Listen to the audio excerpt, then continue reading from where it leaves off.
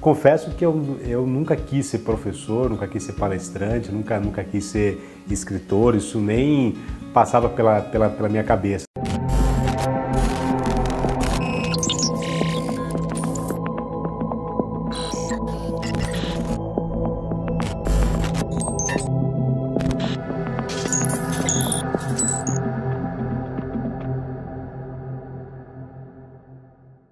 Sinceramente, eu não tinha a menor pretensão de fazer o que eu faço hoje. Meu histórico escolar não me permitia sonhar em fazer isso também. E eu estava numa escola estadual e meu pai foi chamado para uma reunião de pais e mestres. O professor apresentando várias coisas e falando, um professor apontou para o meu pai e falou: "Seu Natal, tenho que te falar uma coisa sobre Alexandre." E meu pai falou: "Pode falar." Ele falou assim: "O seu filho nunca vai passar na USP." Eu tenho certeza que o professor não quis parar por ali. O que ele quis dizer era, se o Alexandre não mudar de comportamento, se o Alexandre não tiver uma postura diferente, dificilmente ele vai conseguir seguir alguma profissão na vida, ou ele vai ser alguma coisa na vida. Cara, o que eu diria, professor, hoje? Eu diria muito obrigado. Hoje eu diria muito obrigado. Na época eu não entendi isso, mas hoje eu agradeceria. Eu acho que foi uma provocação num momento importante para mim. Eu acho que eu não vou dizer diferente, mas é uma relação pouco convencional. Meus pais se separaram quando eu tinha 9 anos de idade. Aí eu fui morar com o meu pai. Na época a gente não tinha muitas condições de morar num lugar legal. Eu lembro que eu fui morar nos fundos da casa da minha avó paterna, né? E foi um momento muito complexo para mim, porque a minha avó paterna, ela era uma pessoa criada em fazenda, criada em roça, né? Uma pessoa com uma postura muito mais dura do que, por exemplo, a minha avó materna. Então, a minha avó paterna, ela queria me tornar homem, vamos dizer assim. Então foi uma fase que eu aprendi a me virar. 22 anos de idade eu descobri que ia ser pai. Ele nasceu quando eu tinha 23 anos de idade, né? Eu já vivia sozinho, eu já trabalhava, eu já pagava as minhas próprias contas e tal, embora eu ainda tinha uma renda baixa ainda, né? Era um momento ainda que eu estava aprendendo ainda e crescendo e tudo mais. O desafio é que meu filho, Guilherme, ele nasceu especial. Nós tínhamos um custo entre fisioterapeuta, fonoaudiólogo e tal que a gente tinha, era um custo de quase R$2.000 por mês, não era o meu salário. E o Gui, com 1 ano e meio, ele veio a falecer. Mas foi um momento muito duro, assim, de muita autorresponsabilização. Embora a gente soubesse que ele tinha todos os problemas, né, e que era muito difícil cuidar dele, a gente sempre se pergunta, né? Se daria para ter feito alguma coisa a mais, se daria para ter cuidado melhor, se daria para ter investido mais. E para um cara na época, ele faleceu 1 ano e meio depois, eu tinha 24 para 25 anos, sei lá. Então foi uma época difícil da gente pensar o que poderia ter feito melhor. Eu acho que eu demorei uns 5 anos, assim, ou mais, para conseguir chorar de novo. Eu fiquei um cara muito resguardado nos meus sentimentos, assim. Então eu passei até a olhar a vida com uma atmosfera um pouco mais positiva, talvez, no seguinte: cara, se eu passei por esse problema, qualquer outro problema que vier, a gente consegue enfrentar. E com 15 anos eu arrumei emprego numa seguradora no Itaim Bibi, eu morava em Santo André, arrumei emprego numa seguradora chamada Sauex como office boy. Cara, e foi um momento muito mágico para mim. Eu lembro que eu adorava ser office boy. Foi ali que eu aprendi a dinâmica de mercado. Pô, se você se dedicar, as coisas acontecem. E às vezes eu acho um pecado as pessoas demorarem para entrar no mercado, porque eu devo muito ao que eu vivo hoje, aquele momento que eu tinha como office boy. Mas jamais eu imaginei que eu ia estar vivendo o que eu vivo hoje. E na Rede Microlins foi onde aconteceu para mim um grande momento da minha carreira. Eu tinha 20 anos, eu lembro que eu estava conversando com a Daisy, que era minha franqueada de uma escola pequena, a gente fez aquela escola crescer, e eu falei para ela que eu precisava ganhar mais dinheiro na época. E ela falou: olha, só tem uma forma de você ganhar mais dinheiro, você tem que me fazer ganhar mais dinheiro. E eu comecei a pensar num projeto, e aí para mim foi o primeiro start para eu começar a ser palestrante. Eu desenvolvi uma palestra chamada Marketing Pessoal, e aí a Rede Microlins falou: opa, tem um projeto legal acontecendo, e o Sidney Calais, que era o presidente do grupo na época, falou: Alexandre, eu quero te conhecer, porque o teu projeto é muito legal. E eu lembro que, resumindo, 1 mês depois eu estava dando palestra para 100 e poucos franqueados, contando sobre essa metodologia que a gente tinha aplicado, e me instalou um sonho ali de falar: pô, quero ser palestrante. Quando eu estou no palco, eu não estou trabalhando. Eu já subi no palco com febre de 38 graus e não senti um cansaço. Quando eu desci, eu quase morri. Mas em cima do palco eu não sinto nada, assim. Eu estou num momento muito mágico ali para mim. Me inspira a conviver com gente muito melhor do que eu. E me motiva saber que o que eu falo faz sentido para as pessoas. Quando eu comecei a falar sobre engajamento, a ideia nem era ter um livro ainda sobre engajamento. Era falar sobre o tema, porque quando eu comecei a falar sobre resultado, o engajamento veio como uma consequência muito forte dele. E nas palestras, eu tenho certeza, quando eu falava sobre engajamento, eu percebia que era o tema que mais deixava as pessoas se coçando ali na cadeira, porque é um tema muito forte. E aí eu comecei a mergulhar nisso, comecei a estudar, e aí foi que veio a minha vontade de escrever mais sobre isso.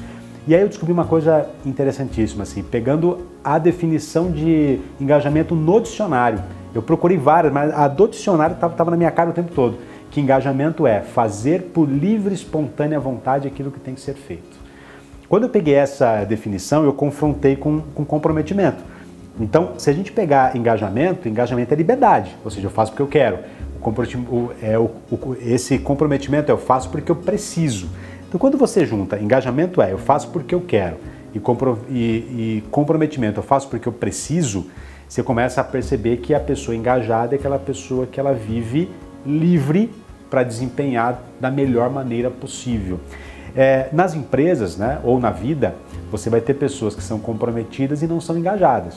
Você pode ter uma pessoa que é comprometida, que é casada, mas não é engajada com o seu casamento. Uma pessoa que tem um compromisso de ter um filho, mas não é engajado com a educação do filho. Uma pessoa que tem um compromisso por ter uma profissão, mas não é engajada com a sua profissão. Então, o comprometimento, ele pode acontecer de diversas formas. Eu posso ser comprometido porque me obrigam a ser. Olha, se você não fizer isso, eu te mando embora. Então aí eu me comprometo por medo. Então isso é comprometimento. O engajamento não. O engajamento ele é liberdade. Então, e nem nós conseguimos acordar de manhã e falar hoje eu sou engajado. Não existe isso. Porque engajamento não é um processo racional, engajamento é um processo emocional. Então, se eu puder responder de forma objetiva o que é uma pessoa engajada, para mim uma pessoa engajada é uma pessoa livre. Uma pessoa que faz porque quer fazer. É uma pessoa que faz porque ela tem a livre e espontânea vontade de escolher entre várias coisas, mas ela escolhe aquilo. Então isso é engajamento. Eu sou livre para fazer aquilo que eu faço todos os dias. Minha esposa é bem sucedida, minha esposa realmente ela é bem sucedida. A Letícia ela é um prodígio, né? Super jovem, tem doutorado, fala francês, fala inglês, ela tem uma bagagem muito forte, né? Não me assusta, não me assusta. Eu vou falar por que não. Porque isso vem de muito cedo na minha vida. Minha mãe já falava isso para mim. Ela falava só conviva com pessoas melhores do que você. Então eu sempre convivi com pessoas muito melhores do que eu, em todos os níveis da minha vida, sempre foi assim. E eu tenho uma necessidade, essa é minha, de admirar a pessoa que está comigo. Se eu não admirar a pessoa que está comigo, admiração profunda, eu tenho dificuldade de continuar o relacionamento, talvez por isso que muitos relacionamentos meus fracassaram. Não porque as pessoas eram piores, não era isso, mas em algum momento eu parei de admirar. E a Letícia, eu tenho uma admiração profunda por ela, não só por tudo isso, profissionalmente, intelectualmente, né, tudo que ela conquistou, mas ela como ser humano, ela é muito melhor do que eu. Ser pai de menina, né, tá sendo um momento para mim mágico, assim. Cara, esse ano aconteceu tudo, né, eu descobri que ia ser pai e as coisas em um ano mudaram completamente. Mudaram as prioridades, mudaram a maneira de ser, mudaram a forma de ver o futuro. Eu como pai, eu quero ser um cara que não só vai cuidar da Lara, mas também ajude a Letícia a cuidar da própria carreira dela também. A família da Letícia é muito forte, tem mulheres muito empoderadas, então acho que ela vai conseguir viver num mundo realmente onde ela vai ver que mulheres bem-sucedidas podem de fato mudarem o mundo, mulheres fortes, mulheres que efetivamente valorizam o que é ser mulher, né? Eu acho que ela vai nascer num ambiente muito forte assim. Por outro lado, eu como pai, eu tenho uma preocupação que é como de fato conciliar um ambiente onde ela vai viver com mulheres muito fortes, mas num mundo que ainda é machista, né? Mas talvez o meu maior medo como pai porque eu não tenho a menor ideia de como criar uma menina, sabe? Então, eu só quero que ela seja livre. Para ser livre, ela vai ter que ter as próprias escolhas. E aí, como deixar ela ter as próprias escolhas, deixar ela livre pro mundo com tanta preocupação aqui dentro. Eu acho que saber equilibrar isso para mim vai ser o maior desafio. Eu podia te falar que meu maior medo como pai é o mundo que a gente vive, é o futuro que a Lara vai encontrar, mas não é.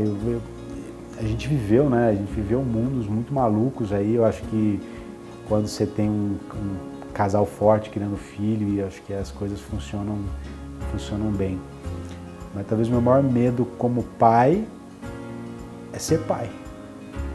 É ser pai. Eu tenho, de novo, né? Eu tenho uma história complexa disso, né? Durante muito jovem eu já fui lançado ao mundo, então eu tenho um pai, mas eu não tive uma figura paterna tão próxima, né? Eu tive mãe, mas com 19 anos, 9 anos de idade eu estava longe, então eu precisei descobrir essa minha verdade ao longo do tempo. Então acho que o meu maior medo de ser pai é ser pai. De fato, eu queria muito que a Lara tivesse a independência que eu tenho, mas que ela não precisasse passar por tudo que eu passei, né? Ao mesmo tempo, eu quero que ela tenha todo o carinho que em alguns momentos eu não tive, mas também quero que ela tenha a independência que eu tenho hoje e saiba lidar com o mundo da maneira como eu sei viver. No final das contas, eu só não quero fracassar como pai. Acho que é isso.